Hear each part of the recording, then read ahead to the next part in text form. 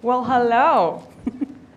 Welcome to building smart AI systems in Foundry as everything in the world evolves around us. I'm Yina. I lead product for Microsoft Foundry, and I'm joined today with Naomi, who does all of the work for shipping all of the models in Microsoft Foundry. And in the next 45 minutes, we're going to talk about something that every team building with AI faces. You build the systems, and the landscape around you keeps evolving. The models, the tools, the set of capabilities around them, it's all shifting around you. And let's be honest, a year ago, building an AI app felt a lot more simple. You pick the model, you wire it up, and you ship it. But now you're no longer building just chat apps. You're full-on building agentic systems, long-running systems that have to continuously improve. And that is a little bit more challenging. And here's what I see every single developer face run into. They have a hard time picking the right model for the task. There's a lot of models in the market. More keep coming every single day. The benchmarks look great in paper, but they don't tell you if their model is good for your scenario. Mm-hmm. And then the costs are really, really hard to predict. And then you can do some analysis when you're building it, but when you put it into production and see the bill, it's painful, right? So the moment that you have something that is fully built and out there, then the next model is in, the next tool is out, and all of these different things need to keep changing. And you have to continuously be building this system, and the landscape keeps moving around you. Now, what you want is a system that is simpler, that is better, that is more cost-effective, and that is scalable as you bring it into production, and that gives you the best outcome for your scenario. And today we're going to show you how you can actually get there using Microsoft Foundry as the underlying platform. What you need in order to get there is not just a better prompt system or a newer model or the latest MCP tool. What you need is a system that continuously improves over time and a platform that enables you all the way from building to governing and managing at scale. For that, we start with building with GitHub Copilot CLI, grounding with all of the set of information that you might have within your organization, whether it is your productivity data in WorkIQ, your structured data in FabricIQ, all of the context and knowledge that you might want to bring to your agents using FoundryIQ, and all of the world's knowledge using WebIQ. Then running that in Foundry using Foundry-hosted agents, governing with A365, and then improving over time with a set of platform capabilities that Foundry offers. And that's where Foundry comes in. It's the platform that enables you to take models, agent service, all of the grounding information, the tools, the post-training capabilities, and bring that all to bear for you to leverage in your scenario. And the platform is fully governed for the entire agentic lifecycle, not just for running inferencing or for building a specific point-on solution. It's for you to be able to build, deploy, and operate at scale and continuously improve your entire system. And this is what an important mental shift, and it's if there's, I will say, one thing that you take out of this session today, is how we need to evolve, how we think about what was QAing our solutions. So as a developer, you used to think about I'll build it, and then I'll think about QA at the end. Actually, that needs to be entirely shift left. And now you have to think about your success criteria and evaluation first, so that then you can think about how you're going to continuously improve over time and build a resilient solution that decouples from the model evolving, from tools changing, and from the context evolving itself. That way, you can actually build a solution that is more ready for the test of time. Mm-hmm. And there's a set of optimization categories, I'll just go back for a second, that then once you have your evaluations defined, are actually going to tell you what are the set of levers that you can pull to optimize the system. And this is how we're going to structure the rest of the talk today. We're going to go through selection, evaluation, optimization, and scaling. Okay, we're going to start, and then we're going to do it around the model ecosystem. So we're going to have other sessions throughout the conference in which we're going to go deeper into more of the agentic side, and then also more of deeper into the post-training capabilities that we have around models. Okay, let's start with select. All right, awesome. So lots and lots of models available for you in Foundry. Hopefully that's really good news because you saw a great set of announcements this morning at the keynote, and we're going to build on that and tell you a little bit more about what's going on. Because every AI system really belongs with selecting models, right? We want to think about not just looking at the specific model you need for all of your use cases, but instead actually looking at model choice as something that you need to define by task. And so you think about this as kind of an ongoing systems decision. Yina talked about it, right? That model lifecycle is continuously accelerating. We're always bringing the best and latest to you, but we want to make sure that we're able to bring and optimize across these different areas. So let's think about how we approach model selection as part of this. So, of course, in any AI application, models are kind of your raw materials, right, to get started with. And you build so many big things on top of this and as part of your AI applications. But what matters is not just the model itself, but is it the right model for the job that you have? And of course, with Foundry models, developers can access, explore, compare, and do many things across the Foundry model catalog with a consistent API and, of course, an enterprise curation that's built in as part of this. And so, of course, this means, less thinking about this means more around faster experimentation, being able to get to production faster, and then being able to deploy this quickly as your requirements change. Now, a couple things that I want to mention on this slide in particular. We have, of course, our flagship models there. You see OpenAI and Anthropic, as we talk about all the time. I don't want to have a special call out with our amazing partnership that we have with Hugging Face, because, of course, Jeff is sitting right there. Woo! Go Hugging Face. Love Hugging Face, folks? Yes? Yes, thank you. So we love our OSS models. We have a great partnership with them, populate so many things inside of the Foundry catalog, and talk a little bit later on about one of the announcements we have there as well. And so really we can think about these new models coming in. You heard about NVIDIA this morning as well, and being able to access both the flagship capabilities and the best of the OSS models across the board. So let's talk about Claude. Claude is also out there. We launched Opus 4.8 last week as our newest model that's in our Foundry catalog. Please do check it out as part of this. And I'm excited that today we can announce that Claude is finally running on Azure. It is actually running on GB300s, our highest end hardware that we have available. And it really gives us a great way to be able to bring that Anthropic lifecycle, all of the development tools, and bringing them directly to you from Azure. So really exciting stuff as part of this too. Cool. Somebody's excited. One person at least was excited about Claude. People excited about Claude? Yes. Thank you. All right. So, all good. All right, let's talk about Microsoft AI models, right? So we brought a lot of energy this morning in the keynote. If you saw with Mustafa there, we've announced different models that are coming onto Foundry. They are live this morning. My team just pushed them, so woo, go all those folks, amazing. So it's incredible to see that go live as Mustafa was talking. And so really, you can think about this as being exciting for Microsoft itself, right? It's not that we're building the amazing platform that we have inside of Foundry, but it's also that we're bringing these first-party models to you, really bringing the best to what we can do, running those efficiently and cost optimization scenarios that are really well handled. Especially, I would say, for example, on Image 2.5, this is one of the latest models that are out there. Please go try it out. It's a great one as well. And we can really see across thinking, across image, across code, and audio models, we really have a full multimodal application stack that's really coming out with those first-party models too. So lots and lots of goodness that's happening across the board with Foundry models. So what was our strategy? So we've got lots of goodness in the catalog. We've got 11,000 plus models to look for, but there's even more that's part of this too. So with Foundry models, our strategy really is to innovate across that full AI spectrum. And so you see here, on the one side, you've really got the production grade frontier models. You can use those quickly inside of your applications, and they have those strict operational requirements there. On the other side, we also want to bring you that cutting edge, that experimentation that really helps you unleash the research and develop that as part of your applications too.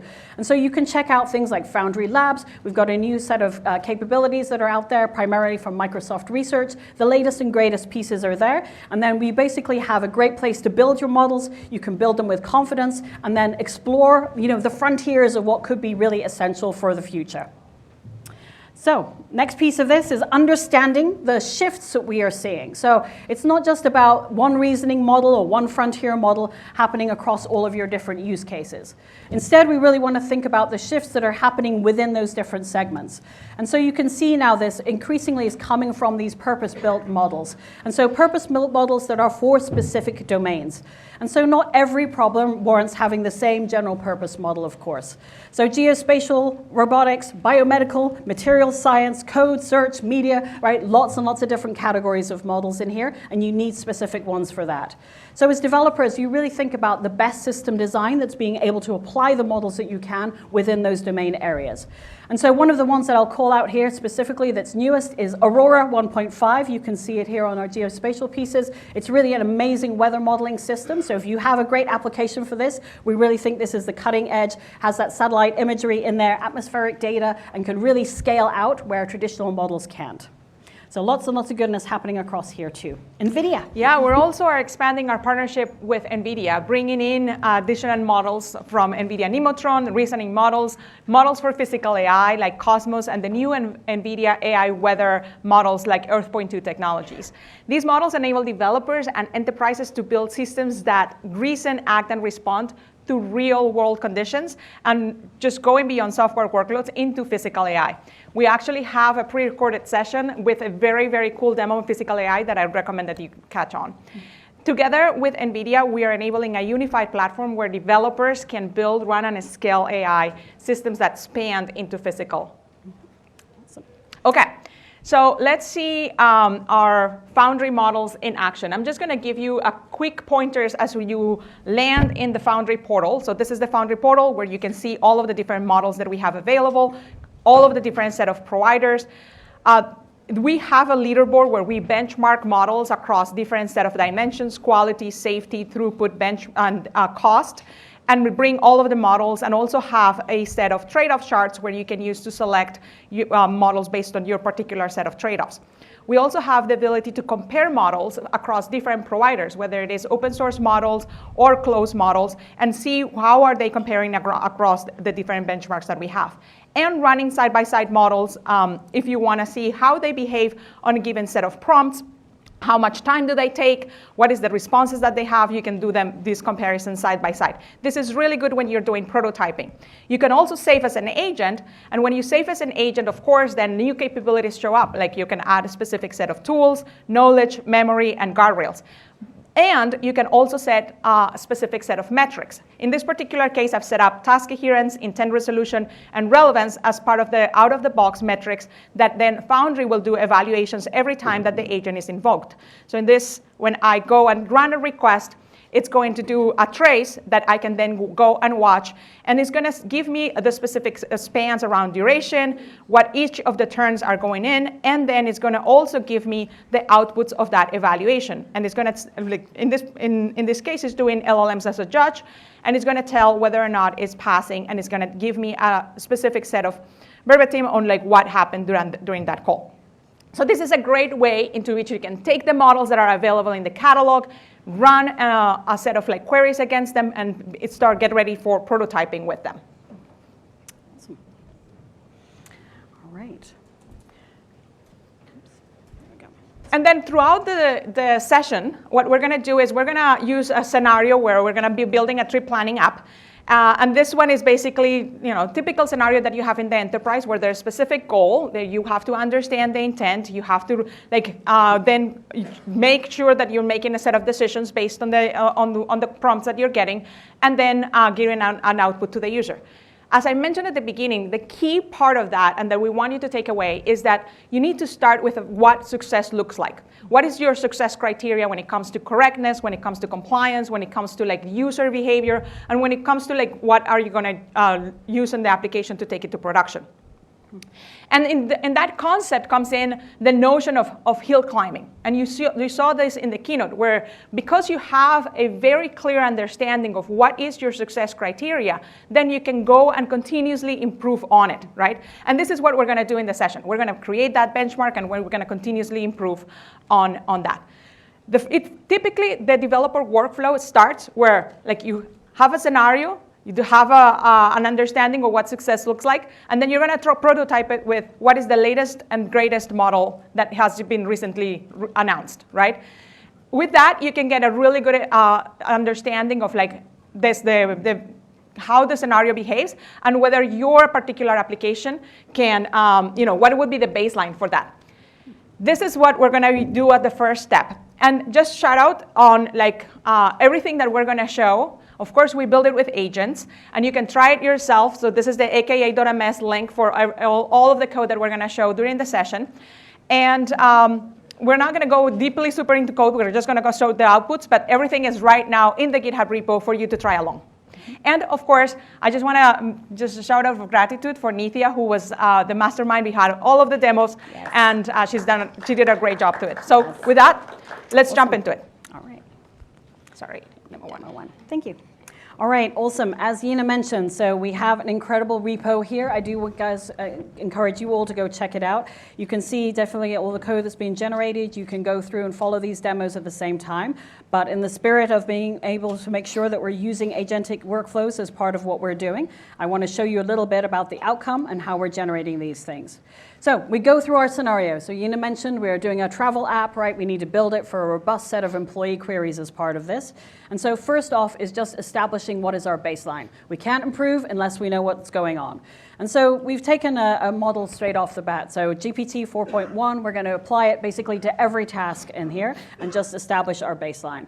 So you can see we're going to work through here, being able to understand a little bit about the evaluations run. We just have a very simple data set, right? We're just starting this off. We're prototyping our application. So we're starting off with 20 or so seed rows of data, and you can check out the different pieces. So here's our scorecard. Okay. It's not great, right? It's not great. We just have to accept it's the beginning of our journey. We're just starting our hill climb, and so it's not great. So quality, you can see in this case, is a lot lower than we wanted as our target. You can see that cost per task is actually pretty expensive, and we've got latency here. So latency is not bad, right? Latency is not bad, but we know where we need to improve as part of this too. It's worth mentioning that here in quality, we're just using out-of-the-box evaluators, like task adherence and task completion, in order to understand the quality. And then we'll unpack a little bit more on how you can bring your own domain data. Mm-hmm. Yeah, so the big problem here is that we used one model, one frontier-ish model, in this case, for every job, including basically what are the cheap ones in here. So essentially, we used a Ferrari for a grocery run, right? So we need to not do that. So we can think about, right, the eval data here helps us to understand where we need to go improve really quickly. So in this case, you can understand, how do we think about the model itself? What are we going to do for the next pieces of it? And how are we going to route that content going forward?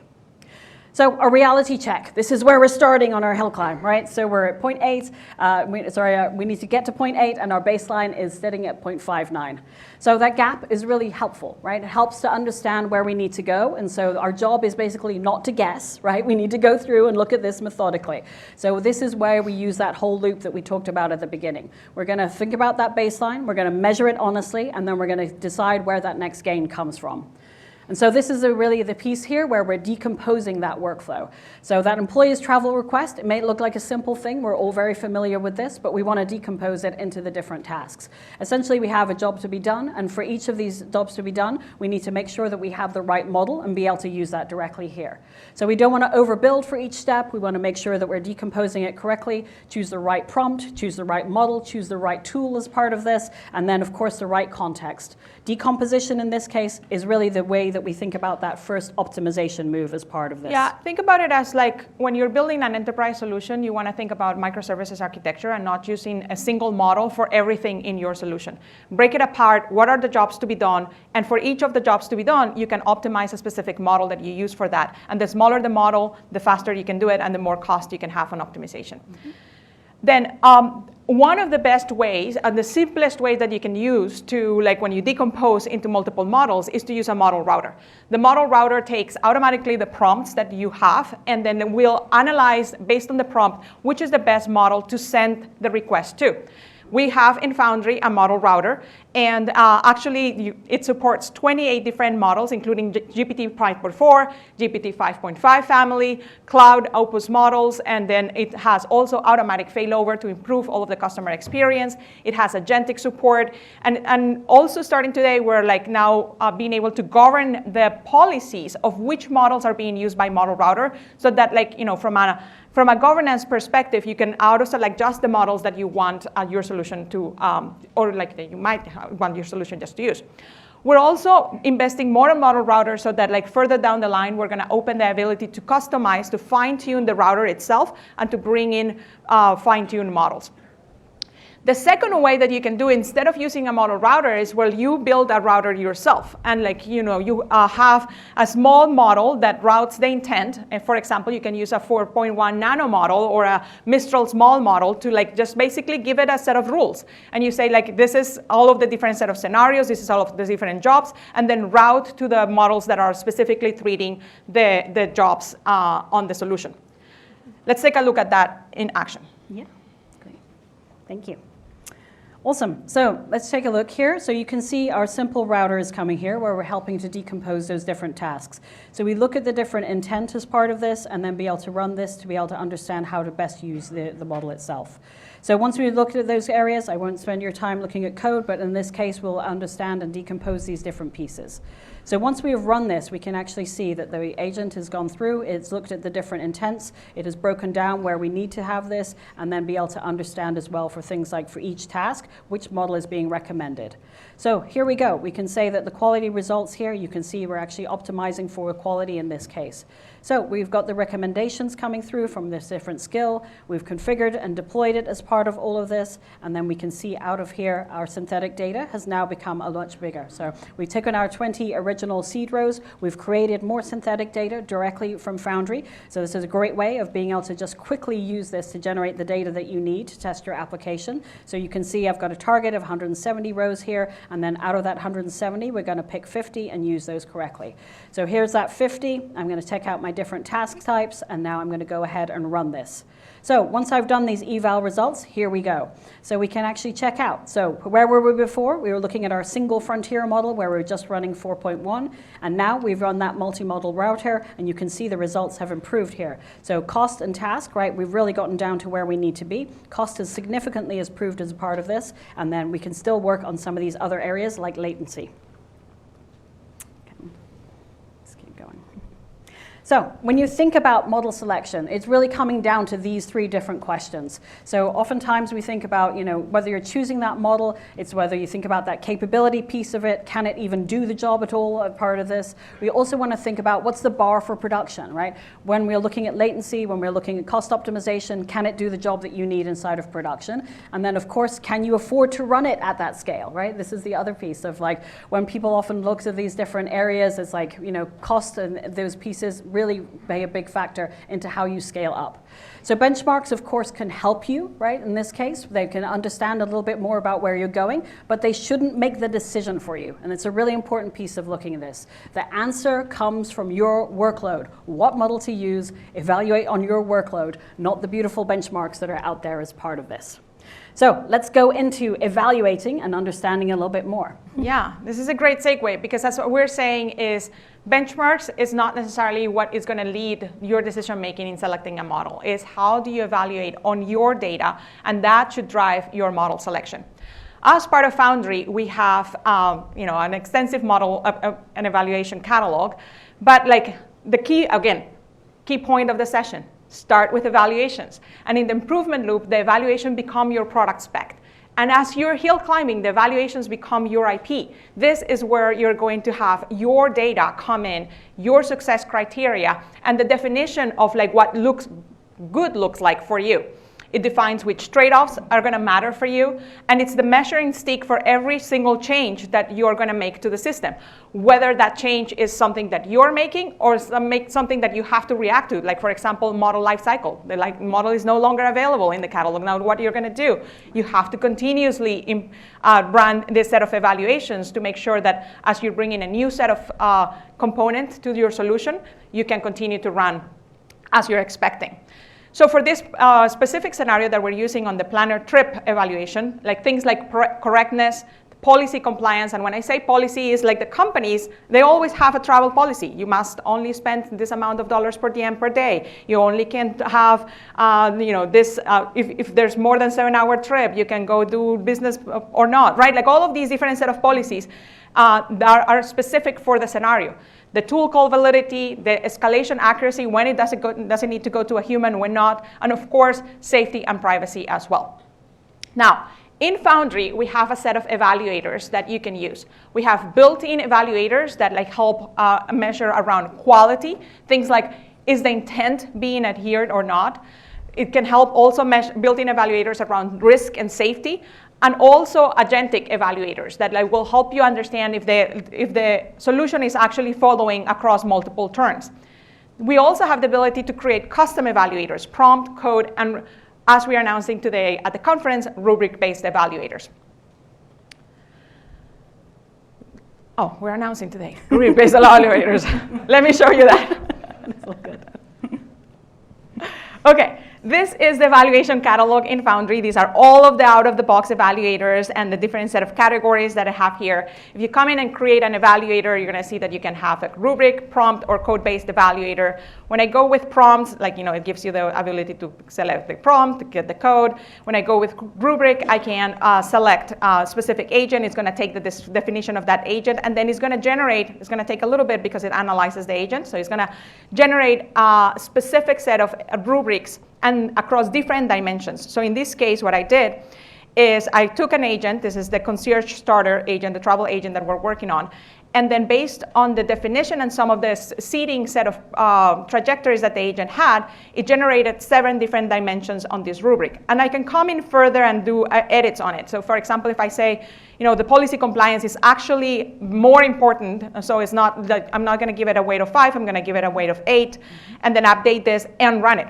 When I run it, I'm going to see all of the different set of results on all of the different dimensions that I have, including both successes and not successes. And I can do further analysis of these results. And Foundry will show me a cluster analysis across all of the different set of evaluators that run, where I can see where did the agent hallucinated, where did it didn't produce an adequate final answer. And I can go deeper and understand what is happening across the system. Everything that you see on the UI, we can also do in code, of course. So let's take a look at code. Awesome. So just to show you a little bit about our travel policy, obviously this is just for the example for our demo here, but you can see in this case we've got a skill file, right, that outlines clearly where the travel policy is, and that's basically what we're grounding against, and so making sure that we have access to that to generate our rubric. So in this case, we've got a judge, right? We've got a generic judge that's operating here. So we can see that that LLM is actually looking at answer quality, but we need to make sure that we have that 5-axis of the rubric to evaluate against. And so you can see it outlines here. We can check it out and make sure that it's part of here. So right now, the score is the mean as part of this too, and so it doesn't really qualify everything that we need. So in this case, we're going to rerun with both of those agents with all of those 3 evaluators as part of this too.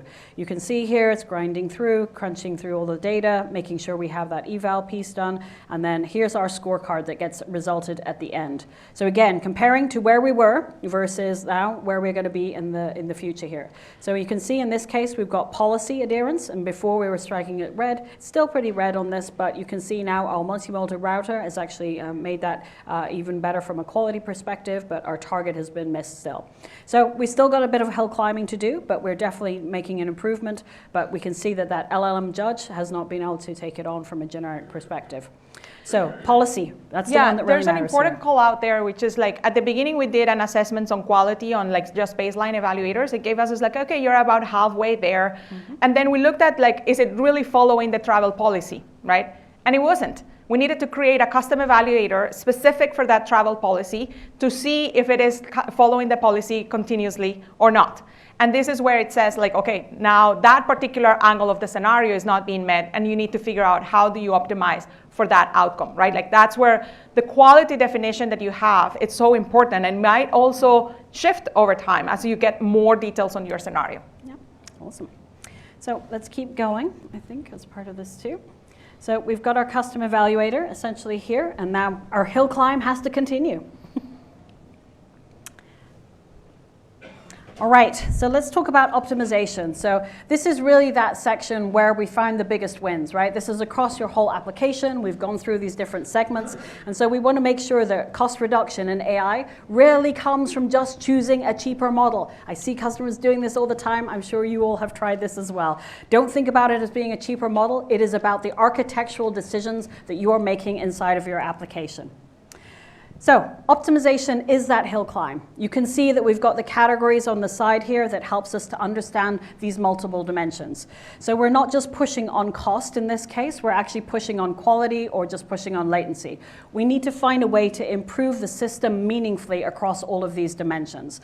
And so that's why we want to think about optimization as a really iterative process through this. You start off with things like prompt improvements, you're going to carry on with better context, and then essentially have decomposition, routing as we showed, and then of course deeper architectural latency here, levers are here. So you want to think about maybe the goal is not having a perfect endpoint, right? It's really about how do we make that system really operate and measurable faster and better with every single choice. So when teams talk about AI cost, and I'm sure you all think about cost, right? Can I show of hands? Folks who are thinking about cost in their applications, almost, I would say at least 3/4 of the room. The rest of you are obviously ballers for all of your AI token use. So it's all good. So when teams talk about this AI cost piece of this, it's really the instinct is to ask for that cheaper model. But in practice, it's actually the biggest wins are coming from those system designs. We have a full stack of levers inside of Foundry. And so I often think about here, hey, can I do routing by workload? Can I make sure I'm using batch inference, right? That can save you lots of money as part of what we're doing. You can think about that async jobs. We've got structured outputs here for wasted tokens. Caching here to help you avoid those repeated work, and distillation that brings down some of the cost as well. The important point is for every single one of these levers, those gains compound. So think about it across that spectrum. You're basically not just doing one magical fix, as much as we would all love that to happen. You basically need an architecture that helps you to take advantage of that and lets you stack all of those optimizations together. So that brings me into caching. Caching is a big area, right, for all of us. We've been on this journey for implicit caching. We've been into this expanding out as we think about different areas of caching and how they've been improved over time. And so today we're really excited to have an optimization that's coming to caching that's new and different. So caching has really evolved from that low-level optimization, and we want to make sure as part of this we now have explicit prompt caching. Explicit prompt caching is a newest service where we're really looking at core system capabilities into that AI platform. And so it's not just about, you know, here's one lever we can pull, but instead about understanding not just where the request lands, but delivering where we can a consistent and guaranteed performance, make sure that you have the savings that you need. Now the cool thing here is you have that Azure Context Cache. And so this is not owned by us, the inference provider, this is owned by you, right? Exciting, right? That you have this context cache. It is your data. You get to look at your deployments and your savings as part of this. And so you can think about this as really having better privacy controls. It has better operational availability across long-running tasks. And it is available for private preview today. Exciting? Yes? Yes? Cool. Awesome. I love it. So I'm excited about this one. It's a big piece of this. All right, let's carry on our journey, latency. So we can think about that. It's not just about, again, picking that faster model. It's actually about how we design a faster system as part of all of this. And so you can improve the responsiveness here at multiple stages. And so we want to make sure that you can route each task essentially to a faster model. You saw us demo some of that too. You can think about reserve capacity with things like PTU as part of this, consistency, having that consistency under a large workload. And then, of course, use priority processing where you need that toll road basically that helps you quickly with low latency. And so we want to make sure that you can remove wasted work with prompt caching. We talked about predicted outputs as well, structured outputs, and tighter token budgets. So again, for all of those that you're on that token budget, it's an important part here. Streaming, of course, helps us here with making sure that we have perceived speed, and then API gateways as part of this can help you to optimize that traffic across all of these regions. So the whole idea here, that whole premise in all of this is to make sure production latency is engineered for. It is not something you just hope and wish for, right? Really important piece of all of this. All right, last one. Let's talk about quality. So quality levers. You've got the idea now. You've got lots of levers. You can pull all these levers, do amazing things inside of your applications. And so in this case, where quality is our constraint, there's really a progression of levers that you can use. You can think about how we go from lightweight essentially to heavyweight on the other side of the slide. So in this case, prompt design. Number one thing I would try is always start with prompt design. Make sure that you basically are doing something that's faster and cheapest as you can do. And then you can basically ground that system in with the retrieval or tool use, the other pieces that you need as part of this. If you need to go stronger, then you can go into things like fine-tuning and distillation. We'll talk about those in just a second. And for really highly specialized pieces, you could go into your domain and have a custom model training in this case. The key is not to jump to the heaviest solution first. I know it's tempting. Don't do it. Start with the prompt pieces first. Go all the way to the other end of the spectrum. Use as you need, and again, incrementally stack all of those benefits. And, all right. And we're going to start with the heaviest. Yes. We're going to do the model one. Of course. But there's a full session on agent optimization that I totally recommend that you go to. We're going to show how you can automatically analyze what is happening with your agent, look at how you can optimize your prompts and how you can optimize your tools. Please also go to that session as well. Okay, so for the policy itself, what we're going to do is we're going to use distillation and fine-tuning to improve on that travel policy adherence issue that we saw before. Why we're doing this? Well, because we're going to take this knowledge of the travel policy and we're going to embed it into the model. We're going to use a bigger teacher model and then teach that into a smaller model to make sure that we can maintain the cost optimization that we want to achieve. And let's going to see that in code. So first of all, fine-tuning is super simple. For the set of models that we have as part of supervised fine-tuning, we actually have multiple techniques. We have supervised fine-tuning, direct preference optimization, we have RL, we have all of these as part of a managed service within Foundry. It's a few clicks in the UI or a few lines of code in your Python code. Let me just quickly share how that looks like. First, you're selecting your endpoint, then you're selecting your data set. Then you're also looking at what is the set of models, what is your base model, what is your training model, and then within less than 100 lines of code, you have the job ready to submit for a training run. Once you do that, so what we did here is we did the training run, and then we went in and did the deployment of that into a developer tier. Developer tier is a way into which you can try multiple models that you are fine-tuning, deploy them in.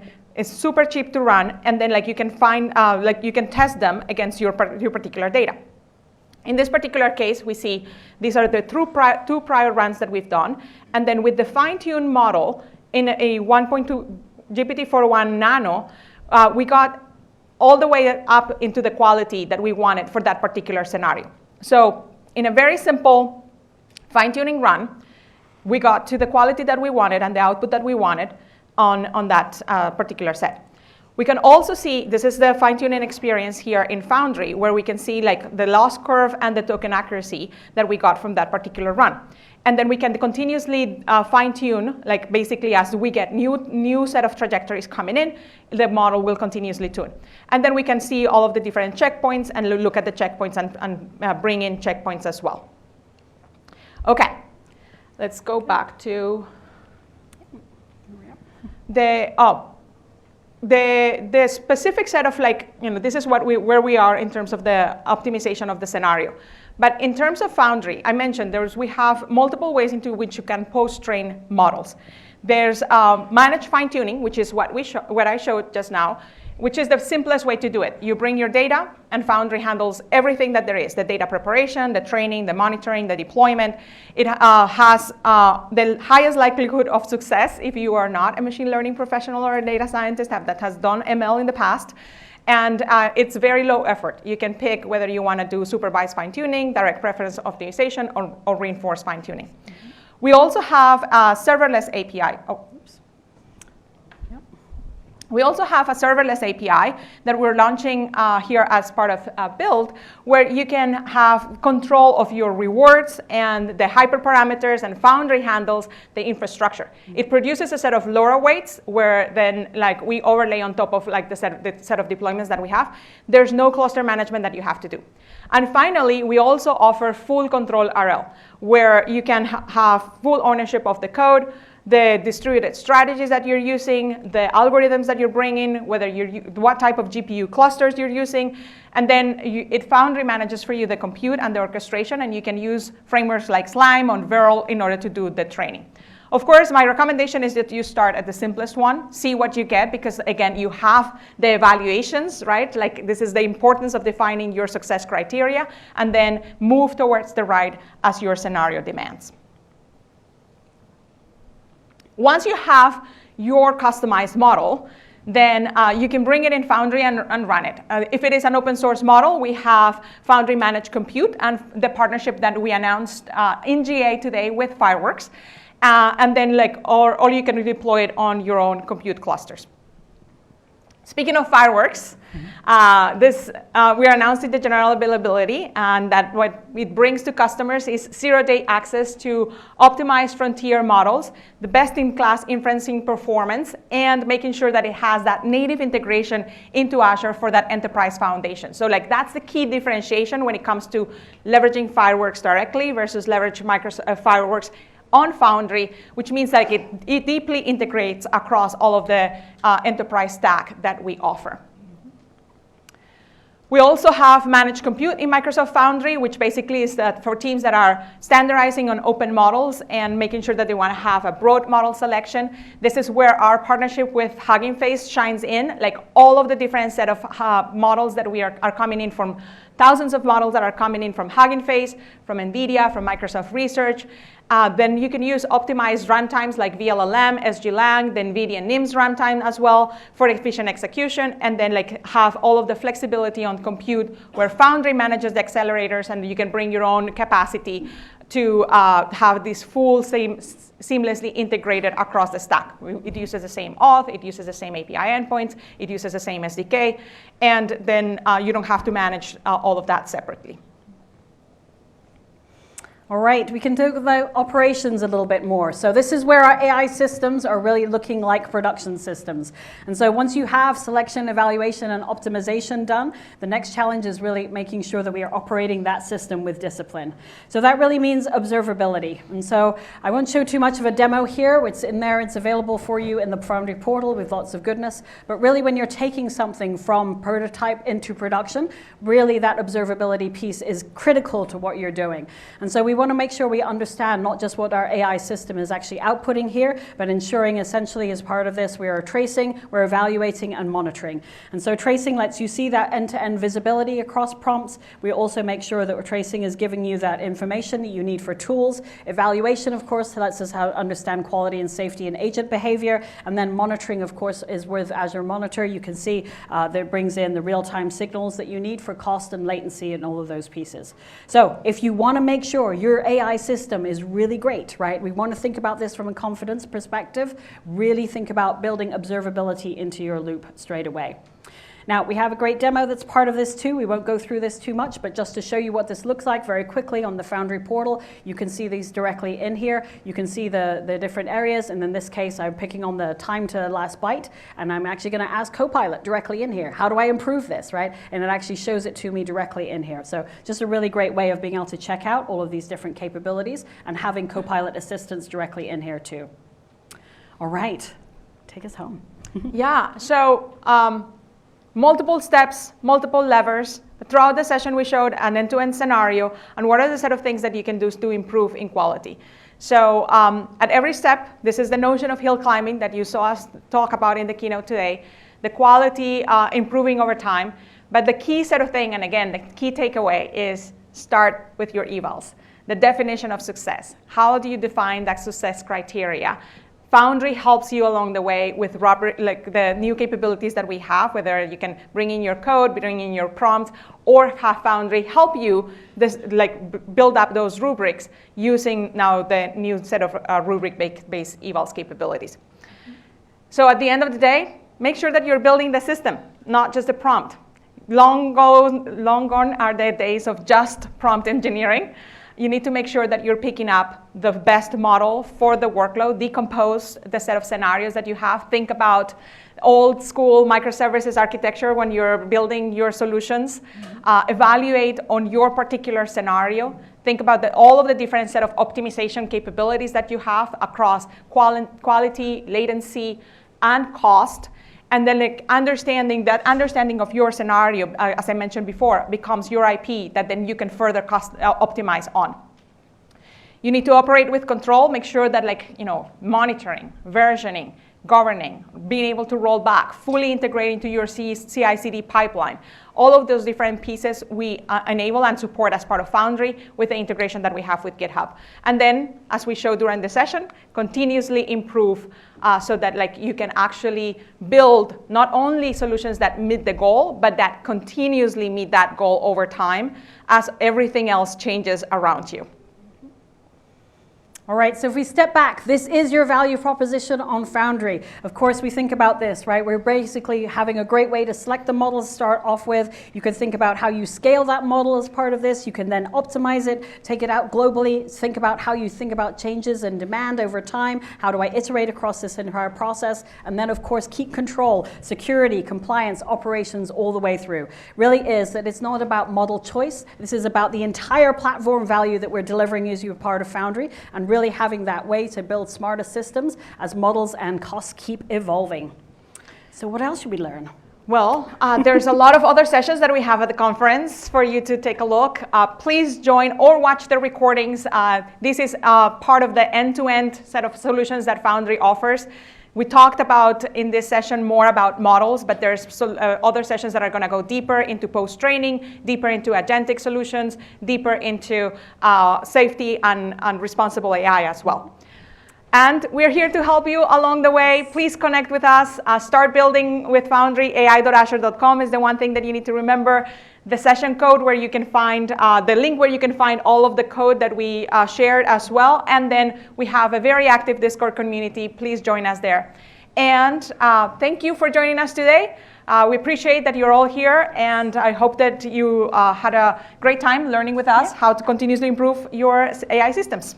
Great. Thank you, folks. Well done.